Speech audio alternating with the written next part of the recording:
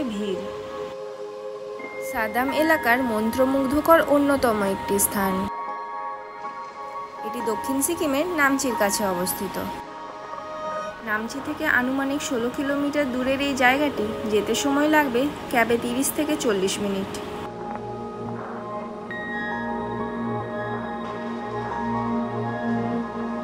সুসজ্জিত এই ভিউ পয়েন্টটির প্রবেশ মূল্য মাথাপিছু মাত্র 30 টাকা।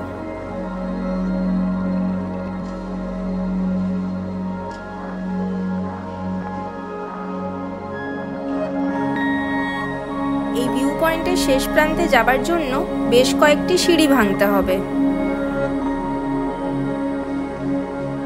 কিন্তু এই সিঁড়ি পেরিয়ে আপনি যা চাক্ষুষ করবেন তা অবর্ণনীয়, ঠিক যেন স্বর্গপথের সিঁড়ি।